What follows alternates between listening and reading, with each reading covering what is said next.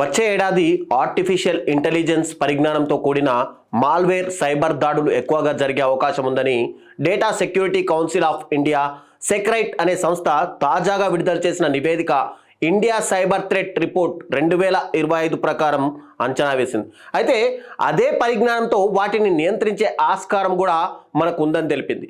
గడిచిన ఏడాది కాలంలో దేశవ్యాప్తంగా ప్రతి సెకనుకు 11 సైబర్ దాడులు జరిగినట్టు ఈ సంస్థ గుర్తించింది. అంటే ఒక్కసారి ఆలోచించుకోండి, ప్రతి సెకనుకు 11 సైబర్ దాడులు జరిగాయంటే అసలు టోటల్గా మొత్తం గతేడాది ఎన్ని సైబర్ దాడులు జరిగి ఉంటాయి. ఈ సైబర్ దాడులు ఎక్కువగా హెల్త్ కేర్, ఆతిథ్యం, ఫైనాన్స్ వంటి రంగాలపైనే ఈ దాడులు ఎక్కువగా ప్రభావం ఉందని చెప్పి నివేదికలో పేర్కొంది. ఇక రానున్న రోజుల్లో ఏఐ ఆధారిత మాల్వేర్ల ద్వారా దాడులు జరిపి వ్యక్తిగత జీవితాలు అంటే మన సొంత జీవితాల్లోకి వాళ్ళు చొరబడే అవకాశాలు ఉన్నాయని కూడా తెలిపింది. ఇక బయోమెట్రిక్ డేటా దోపిడీ మరింత పెరుగుతుందని కూడా ఈ రిపోర్ట్ అంచనా వేసింది. ఇక ప్రభుత్వ పథకాల లబ్ధిదారులను లక్ష్యంగా చేసుకొని నకిలీ యాప్లు కానీ నకిలీ దరఖాస్తుల ద్వారా కూడా మోసాలకు పాల్పడే అవకాశం ఉందని చెప్పి ఈ నివేదిక తెలిపింది. ఇక పెట్టుబడిదారులను మోసగించడం ద్వారా భారీగా సొమ్ము కొల్లగొట్టే నేరాలు మరింత పెరుగుతాయని దీని గురించి ఒక్కసారి మనం మాట్లాడితే ఎగ్జాంపుల్గా ఆంధ్రప్రదేశ్లో రీసెంట్గా ఒక అమ్మఒడి పథకానికి సంబంధించి మీకు డబ్బులు పడతాయని చెప్పి సైబర్ నేరగాళ్ళు ఒక లింక్ పంపారు. దాంతో వాళ్ళు ఈ లింక్ను క్లిక్ చేసిన తర్వాత టోటల్గా అకౌంట్లో ఉన్నటువంటి 26,500 రూపాయలు టోటల్గా కాజేశారు. ఇలా చూసుకుంటూ పోతే అటు రాష్ట్ర వ్యాప్తంగానే కాదు దేశవ్యాప్తంగా కూడా మొత్తం సైబర్ క్రైమ్ అటాక్ ద్వారా చాలామంది తమ ఆర్థిక అంటే బ్యాంకులో కూడబెట్టుకున్న డబ్బులని మోసపోవాల్సి వస్తుంది. సైబర్ దాడులను సమర్థంగా తిప్పికొట్టే సాంకేతికను మెరుగుపరచుకోవాల్సిన ఆవశ్యకత కూడా మనపైనే ఉందని చెప్పి కూడా నివేదిక సూచించింది. ఇక దేశంలో గతంలో 2023 అక్టోబర్ నుంచి ఈ ఏడాది అంటే 2024 సెప్టెంబర్ వరకు మనం చూస్తే కనుక ఈ ఏడాది కాలంలో జరిగిన సైబర్ దాడులపై DSCI సైకరేట్ నివేదికలు రూపొందించాయి. దేశవ్యాప్తంగా 84 లక్షల ఎండ్ పాయింట్లను అంటే ఇక్కడ నేరం జరిగినట్టు టోటల్గా దేశవ్యాప్తంగా చూసుకుంటే టోటల్గా 84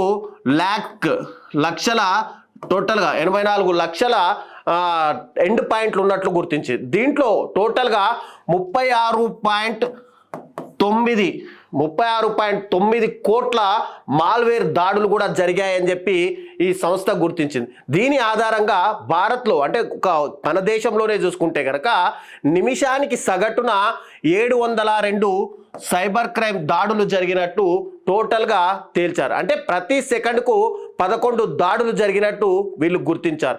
ఇక హెల్త్ కేర్ విషయానికి వస్తే కనుక 21.82% టోటల్గా ఈ సైబర్ అటాక్ జరిగాయి. తర్వాత ఆతిథ్యానికి అంటే రెస్టారెంట్లు కావచ్చు లేదంటే రూమ్లు ప్రభుత్వం నుంచి కిరాయికి రెంట్కి కూడా ఇస్తుంటారు. దీంట్లో అంటే ఆతిథ్యం మీద చూసుకుంటే కనుక 19.57% ఈ మాల్వేర్ అటాక్స్ జరిగాయి. ఇక టోటల్గా banking, financial services and insurance BFSIకి సంబంధించి 17.38% ఈ సైబర్ అటాక్స్ వల్ల నష్టపోయారు. ఇక ఎడ్యుకేషన్కి సంబంధించి చూస్తే కనుక 15.64% కేవలం ఎడ్యుకేషన్ అంటే మీ అబ్బాయికి ఎడ్యుకేషన్ లోన్ వచ్చిందనో లేకపోతే ఎడ్యుకేషన్ ఫీజు రియంబర్స్మెంట్ జరిగిందనో లేకపోతే కొత్తగా ఎడ్యుకేషన్ లోన్ ఇస్తామనో ఇలా చెప్తూ 15.64% అటాక్లు జరిగాయి. ఇక MSMEకి సంబంధించి 7.52% ఈ అటాక్స్ జరిగాయి. MSME మనకు తెలుసు, MSME అంటే ప్రభుత్వానికి సంబంధించి అంటే చిన్న కిరాణా కొట్టు కావచ్చు, చిన్న MSME అంటే చిన్న కిరాణా కొట్టు లేదంటే ఒక షోరూమ్ లాగా లేదంటే ఒక పెద్ద సంస్థను ఏర్పాటు చేయాలంటే కూడా ఇవన్నీ కూడా MSME కిందికి వస్తాయి. వీటిలో 7.52% కేవలం MSME ద్వారానే సైబర్ అటాక్ జరిగినట్టు కూడా అటు ఈ నివేదిక గుర్తించింది. ఇక మ్యానుఫ్యాక్చరింగ్కి సంబంధించి టోటల్గా 6.88% కేవలం మ్యానుఫ్యాక్చర్ రంగంలోనే ఈ సైబర్ అటాక్స్ జరిగాయి. తర్వాత ప్రభుత్వ రంగ సంస్థలు ఇక్కడ మెయిన్గా మాట్లాడుకోవాలి. అంటే ప్రభుత్వ రంగ సంస్థలకు కూడా ఇక్కడ సైబర్ అటాక్స్ నుంచి తప్పించుకోలేకపోయాయి. 6.1% ప్రభుత్వ రంగ సంస్థలు కూడా ఈ సైబర్ అటాక్స్ ద్వారా ఇదయ్యాయి. తర్వాత ITESకి సంబంధించి చూస్తే అంటే కేవలం ఇవే కాకుండా IT సెక్టార్ని కూడా సైబర్ నేరగాళ్ళు అటాక్ చేశారు. దీంట్లో చూసుకుంటే 5. 0.09% కేవలం ఐటీఈఎస్కి సంబంధించిన రంగాలు కూడా ఈ దాడులకు గురై. అంటే సగటున ప్రతి 40,436 మాసాల వెనుక ఓ మాల్వేర్ అటాక్, అంటే సగటున ప్రతి 595 మోసాల వెనుక ఓ ర్యాన్సమ్ వేర్ ఉన్నట్లు కూడా రక్షణ వ్యవస్థల ద్వారా ఈ సంస్థ అయితే గుర్తించింది.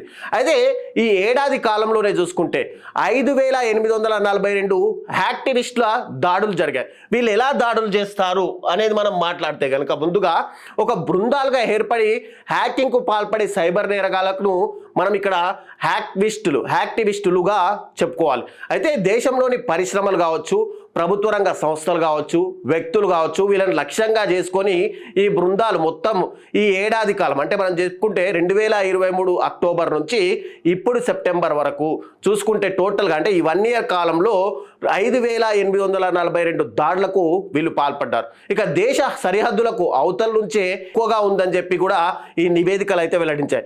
మెయిన్గా చూసుకుంటే గనక ఈ దాడులు భారతదేశం అవతల అయినటువంటి ఆఫ్రికా దేశాలనే మెయిన్గా లక్ష్యంగా చేసుకుని, ఆఫ్రికా దేశాల్లోనే సైబర్ నేరగాళ్ళు ఎక్కువగా ఉండి, మరోవైపు చైనా కావచ్చు, జపాన్ లాంటి దేశాల్లో కొన్ని దేశాల్లో వాళ్ళు ఒక సర్వర్ని కొని ఆ సర్వర్ ద్వారా టోటల్గా అంటే ఎక్కడి నుంచి వీళ్ళు హ్యాక్ చేస్తున్నారు అనేది ఐపీ అడ్రస్ కూడా చేంజ్ చేసుకోవడానికి తెలియకుండా నేరగాళ్ళందరూ కూడా భారతదేశంపై మూకుమ్మడి యాక్టివిస్టులుగా గ్రూపులుగా ఏర్పడి మరి దాడులు చేస్తున్నట్టు అయితే తెలుస్తుంది.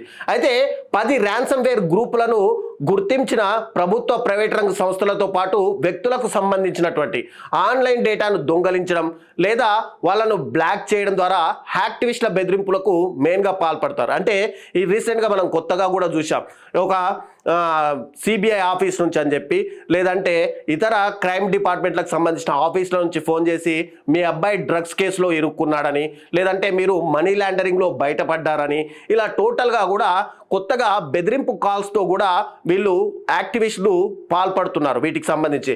అలా బ్లాక్ చేసిన డేటాను తిరిగి అప్పగించాలంటే ఒకవేళ వాళ్ళ ఇంపార్టెంట్ డేటాను మొత్తం కూడా కొంచెం అంటే బీదవా మధ్య తరగతి వాళ్ళ దగ్గర అంటే దాచుకోవాల్సిన డాటా ఏముండదు, కానీ కొంత బడా నాయకులు కావచ్చు, నేతలు కావచ్చు, లేదంటే అంబానీ అదానీ లాంటి బలిసిన ఫ్యామిలీలు కావచ్చు, వీళ్ళందరి దగ్గర కూడా కొన్ని ఇంపార్టెంట్ డాటాలు మొత్తం పెట్టుకుంటారు. వీటిని హ్యాక్ చేసిన యాక్టివిస్టులు మళ్ళీ ఆ డాటాను కనుక రివర్స్ ఇవ్వాలి అంటే డబ్బులు డిమాండ్ చేస్తారు. మెయిన్గా చూసుకుంటే కనుక ల్యాప్టాప్లని కానీ మొబైల్లని కానీ హ్యాక్ చేసి వాటి నుంచి డబ్బులను వసూలు చేస్తుంటారు. దీన్నే మనము ర్యాన్సమ్ వేర్ అని కూడా పరిగణిస్తాం. అలాంటి 10 ప్రధాన ర్యాన్సమ్ వేర్ల గుర్తులను కూడా నివేదిక అయితే రూపొందించింది. రైసిడా అనే ఒక ర్యాన్సమ్ వేరు, ర్యాన్సమ్ హబ్ అనే ఒక ర్యాన్సమ్ వేరు, ఇక లాక్ బిట్ 3.0 ఇక ప్లే అనే ఒక ర్యాన్సమ్ వేర్ని, ఇక బ్లాక్ బస్టా అనేది ఒకటి, తర్వాత 8 బేస్ అనేది, తర్వాత అకీరా అంటే పవన్ కళ్యాణ్ కొడుకు కాదండి, ర్యాన్సమ్ వేర్ గుర్తుపెట్టుకోండి, అకీరా, తర్వాత మ్యావ్, తర్వాత రాయల్ అనే ఈ 10 రకాల ర్యాన్సమ్ వేర్లను వీళ్ళు గుర్తించారు. ఇవి కాకుండా గుర్తించని ఎన్నో ర్యాన్సమ్ వేర్లు కూడా అటాక్ చేయడానికి సిద్ధంగా ఉన్నాయి. అయితే ఇక్కడ అత్యంత దుర్వినియోగానికి గురైన ఫైల్ షేరింగ్లు కూడా ప్లాట్ఫామ్లను కూడా మనం చూస్తే కనుక పలు సంస్థలు తమ డాటాను క్లౌడ్లో మనం భద్రపరచుకుంటాం. ఫర్ ఎగ్జాంపుల్ చూసుకుంటే గూగుల్లో గూగుల్ డ్రైవ్ అని మనకు ఒక 25 GB వరకు ఎక్స్టెన్షన్ ఇస్తుంది. తర్వాత రీసెంట్గా జియో కూడా కొంత స్టార్టింగ్లో 5 GB ఇచ్చేది, ఇప్పుడు 100 GB వరకు దాన్ని ఎక్స్టెండ్ చేశారు. అలా చూసుకుంటే కనుక కొన్ని ప్లాట్ఫామ్లు క్లౌడ్ స్టోరేజ్లను కూడా ఇస్తాయి. దాన్ని ఒకే సమయంలో తమ యూజర్లు ఎంతమందికైనా షేర్ చేసుకునే అవకాశం కల్పించేందుకే ఈ పలు ప్లాట్ఫామ్లు కూడా ఉన్నాయి. అలాంటి పలు క్లౌడ్ ఆధారిత ఫైల్ షేరింగ్ ప్లాట్ఫామ్లను కూడా సైబర్ నేరగాళ్ళు ఎక్కువగా లక్ష్యంగా చేసుకున్నారు. వాటిల్లో చూసుకుంటే ఈ పేర్లు తెలిస్తే కనుక మీరు కూడా ఆశ్చర్యపోతారు, ఎందుకంటే ఇది ప్రతి ఒక్క నిత్య జీవితంలో ప్రతి ఒక్కరు కూడా వీటిని వాడే ఉంటారు. దాంట్లో చూసుకుంటే కనుక గూగుల్ డ్రైవ్ కూడా సైబర్ అటాక్ అయింది. ఇంకా తర్వాత డ్రాప్ బాక్స్, ఆ తర్వాత వన్ డ్రైవ్ కూడా ఇదైంది. తర్వాత గిట్ హబ్, తర్వాత మైక్రోసాఫ్ట్ టీమ్స్, తర్వాత వీ ట్రాన్స్ఫర్ మెయిన్గా మనము ఫైల్ షేరింగ్ కోసం దీన్ని వాడుతుంటాం, వీట్ ట్రాన్స్ఫర్ అనేది, అది కూడా గుర్తుపెట్టుకోండి. తర్వాత బాక్స్ అనేది కూడా. తర్వాత అమెజాన్ S3 బకెట్స్, దీన్ని మెయిన్గా అమెజాన్ S3 బకెట్స్ని మెయిన్గా కోడింగ్ లాంగ్వేజ్ వాళ్ళు, అంటే CSS కానీ లేదంటే పైథాన్ లాంటి కోడింగ్లు ఎక్కువ రాసేవాళ్ళు, అంటే ఒక సాఫ్ట్వేర్ని ఒక వెబ్సైట్ని తయారు చేసే వాళ్ళు ఎక్కువగా ఈ అమెజాన్ S3 బకెట్స్ని వాడుతుంటారు. తర్వాత IBM క్లౌడ్, తర్వాత ఒరాకిల్ క్లౌడ్, ఇవన్నీ కూడా టోటల్గా అటు సైబర్ నేరగాళ్ళు వీటిని కూడా దాడులు చేశారు. ఇక దేశవ్యాప్త దాడుల్లో మనం చూసుకుంటే కనుక అత్యధికంగా 15.3% గుర్తించిన తెలంగాణ.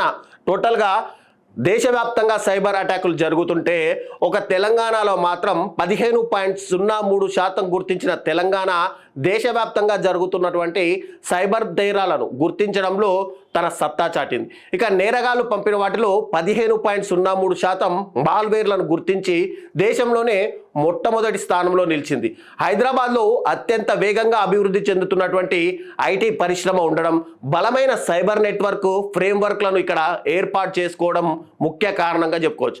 ఆ తర్వాతి స్థానాల్లో మనకు తమిళనాడు, ఢిల్లీ, రాజస్థాన్, గుజరాత్ రాష్ట్రాలు ఉంటే ఆంధ్రప్రదేశ్ రెండో స్థానంలో మనకు తెలుస్తుంది.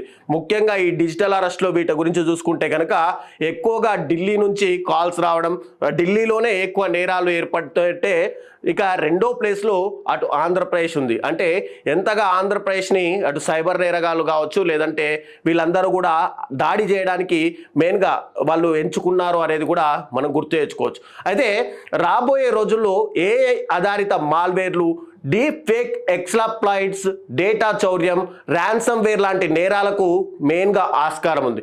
ఇక 5G నెట్వర్క్ విస్తృతితో సైబర్ నేరాలు కూడా పెరిగే అవకాశాలు ఉన్నాయి. ఇప్పుడు ప్రతి ఒక్కరి దగ్గర కూడా మనందరి దగ్గర కూడా మొబైల్ ఖచ్చితంగా ఉండే తీరుతుంది. కాబట్టి ఈ మొబైల్ని కూడా టార్గెట్ చేసుకునే అవకాశాలు సైబర్ నేరగాళ్లకు మనమే ఇస్తున్నట్లయితే తెలుస్తుంది. మెయిన్గా 5G మనం అత్యంత స్పీడ్ యుగంలోకి వచ్చాం కాబట్టి 4G నెట్వర్క్ నుంచి 5Gకి అప్గ్రేడ్ అయ్యాం. ఆ 5G నెట్వర్క్ని వీళ్ళు మెయిన్గా యూజ్ చేసుకుంటూ దాడులు చేస్తున్నారు.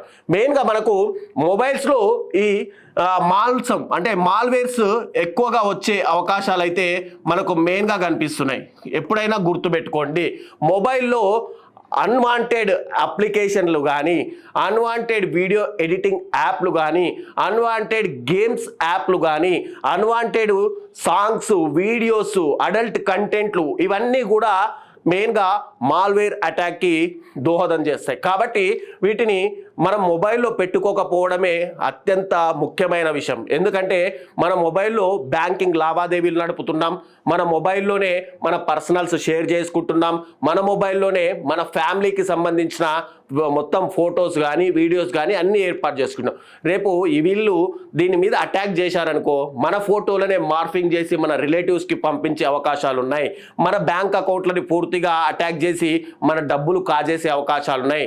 కాబట్టి దీని మీద అత్యంతంగా దృష్టి పెట్టాల్సిన అవసరం ఉంది. ఇక డిజిటల్ భద్రత కోసం బలమైన సైబర్ సెక్యూరిటీ వ్యవస్థలను కూడా మనం ఏర్పాటు చేసుకోవాలి. సంస్థలు తమ ఉద్యోగులకు అవసరమైన శిక్షణ కూడా ఇక్కడ అన్ని ఇప్పించాలి. Data security, malware protection, secure configuration, data backup and recovery చేసుకోవడం, ప్రైవసీ కంట్రోల్ లాంటి సైబర్ హైజీన్లకు మనం మెయిన్గా ప్రాధాన్యత ఇవ్వాలి. ముఖ్యంగా హ్యాకర్ల దాడులను తిప్పుకొట్టేందుకు AI ఆధారిత రక్షణ వ్యవస్థలను కూడా మనం బలోపేతం చేసుకోవాల్సిన అవసరం కూడా ఇక్కడ ఎంతైనా మనకు కనిపిస్తుంది. కాబట్టి ఇక నుంచి అయినా వీటి దూరంగా ఉండడం మెయిన్గా మనకు తెలుస్తుంది.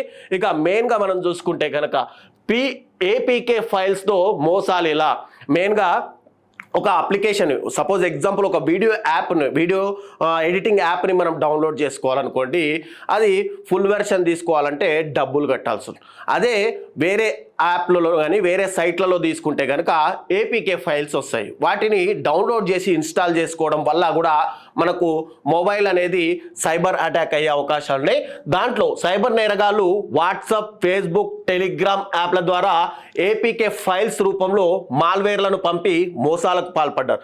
అవి ఎక్కువగా ఏ రూపాల్లో జరిగాయి అనేది మనం ఒకసారి చూస్తే కనుక common service centre CSC registration theme ప్రకారం చూసుకుంటే 36% జరిగితే, ఇక పిఎం కిసాన్ యోజన థీమ్ అంటే మీకు డబ్బులు పడ్డాయని చెప్పి పిఎం కిసాన్ యోజన ద్వారా యాప్ పంపించి 20%, ఫైనాన్షియల్ థీమ్ ద్వారా 16%, అడల్ట్ థీమ్ ద్వారా అంటే అన్వాంఛిత వీడియోలు చూడడానికి 18 సంవత్సరాల పైచిలకు వాళ్ళు ప్రెస్ చేయండి, ఈ వీడియో చూసి మీరు మైమర్చిపోతారు లాంటి సందేశాలు పంపి అక్కడ నుంచి ఏపీకే ఫైల్ ద్వారా 10%, ఇక ఎలక్ట్రిసిటీ బోర్డు థీమ్ ఎలక్ట్రిసిటీ బిల్లులకు సంబంధించి కూడా 5%, ఇక నెక్స్ట్ ఎయిర్టెల్ మిత్ర కేవైసీ థీమ్ ఎయిర్టెల్ది మీకు మిత్ర అంటే కొత్త ప్లాన్ వచ్చింది, ఈ ప్లాన్ మీరు అప్గ్రేడ్ చేసుకోండి అని, లేదంటే కేవైసీ మీరు ఇమీడియట్గా ఆధార్ని కేవైసీలు అప్లోడ్ చేయాలి, లేదంటే డబ్బులు పోతాయి, లేదంటే మీ ఆధార్ కార్డ్ అనేది బ్లాక్ చేస్తారు, లేదా పాన్ కార్డ్ బ్లాక్ చేస్తారు లాంటి సందేశాలతో 5% చేస్తే,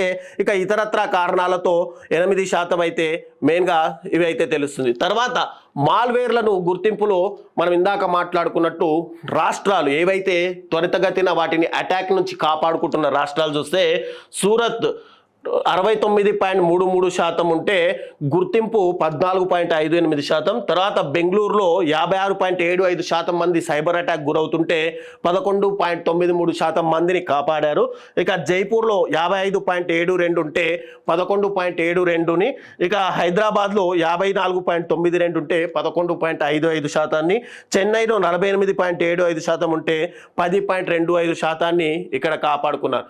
మెయిన్గా ఈ మాల్వేర్ అటాక్స్ ఏ రూపంలో జరుగుతాయనేది చూస్తే కనుక మాల్వేర్ దాడుల శాతం చూస్తే ట్రోజన్ అనే మాల్వేర్ ద్వారా 43.25%, ఇన్ఫెక్టన్స్ అనే దాని ద్వారా 34.10%, వామ్స్ అనే సైబర్ అటాక్ నుంచి 8.43%, పొటెన్షియల్లీ అన్వాంటెడ్ అప్లికేషన్ మెయిన్గా మనం మొబైల్లో వాడేవి ఇవే కాబట్టి దీని ద్వారా 6.68%, ఎక్స్ప్లాయిస్ ద్వారా 4.69%, క్రిప్టో జాకింగ్ ద్వారా క్రిప్టో కరెన్సీలు దాంట్లో ద్వారా కూడా చూసుకుంటే 2.25% అయితే మెయిన్గా అటాక్స్ అయితే అయ్యాయి. ఇవి చూసుకుంటే కనుక స్పాన్సమ్వేర్ బ్లాక్మెయిలింగ్ యూ వీళ్ళు బ్లాక్మెయిల్ చేస్తారు, ఇక స్పైవేర్ అనేది స్టీల్ యువర్ డాటా మీ డాటాని మొత్తం చోరీ చేస్తారు, తర్వాత అడ్వేర్ స్పామ్స్ విత్ యాడ్స్ రూపంలో స్పామ్లు పంపిస్తారు, తర్వాత వామ్స్ స్ప్రెడ్ అక్రాస్ కంప్యూటర్ని హ్యాక్ చేసే అవకాశాలు ఉన్నాయి, ఇక trojans speak malware into your PC మీ పీసీలో అనుకోకుండా కొత్త వాయిస్లు వినిపిస్తుంటాయి